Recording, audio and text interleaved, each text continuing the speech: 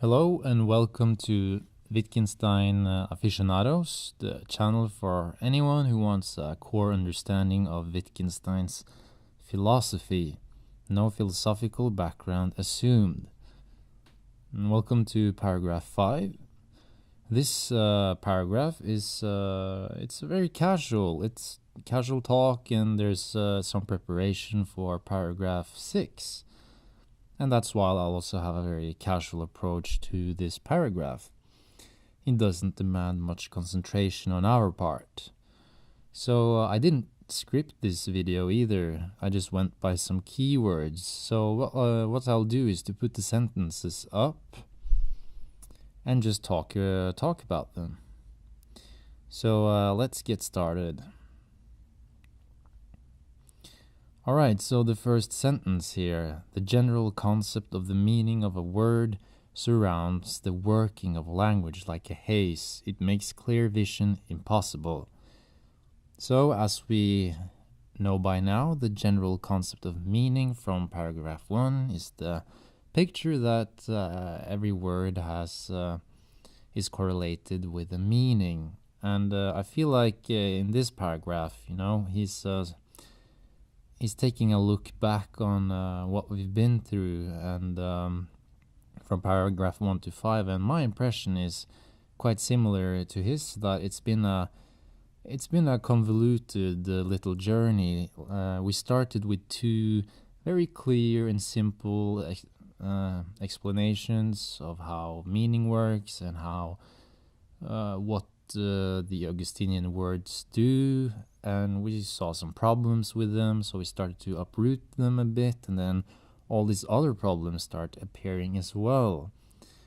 But what I find especially confusing, and I remember this very well from when I first read the book, and that was, I was confused about, the main confusing thing was that I had all these questions of my own that kept popping up, like, okay, he's shown us like how meaning with capital M does not really exist, it turns out, but I can, for example, just make up a sound and then I can give that sound a meaning, right? So issues like this started popping up, and I mean, you just have to keep reading and then gradually gain more clarity on the questions that you keep asking yourself. So what we want now, and what we're going to try and do from now on, is to get some steady ground from where we can clearly survey the working of language. And so Wittgenstein suggests that we study language in its primitive kinds of use. And one of Wittgenstein's most used heuristics is to look at how children learn their very first words. And that actually has some really big advantages, because if we take the language of us grown-ups, we have like thousands of words, and many of the majority of these words are constructed according to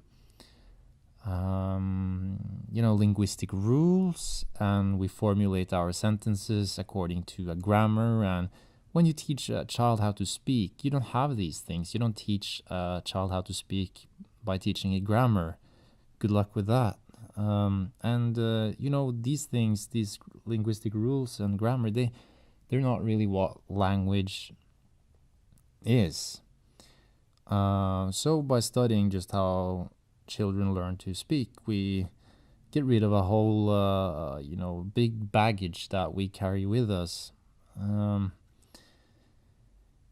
I also think it's interesting here that if you look at old languages, like really ancient languages like Norse or something, then my impression is that if you check out some of the words like etymological history, you find that there's a very literal connection between the word and or at least that there's some resemblance between the word and whatever the word does. So for example, if you take water, we think of the liquid, but there's nothing about the word water that bears any resemblance to, for example, the color of water or the sound water makes.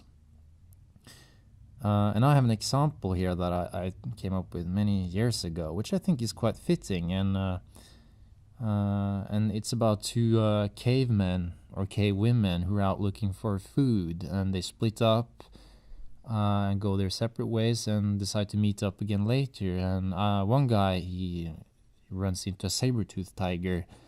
Luckily for him, it doesn't spot him, so he turns around again. But as he turns around, he sees that his friend is already finished and walking towards him and making a lot of noise as he does so. So our guy freaks out and he runs up to him, puts his hand on his mouth and shuts him up. And the other guy is just really confused as to what's going on. So our guy starts miming the canines of the saber-toothed tiger, perhaps even trying to make an impression of its roar to convey to him what lies up the road where he was headed. And I think it could make sense to see this as to think that they might start using either the gesture of its canines as sort of a word. It would be like a sign language word, or maybe even the impression of the roar as a sound they made between themselves to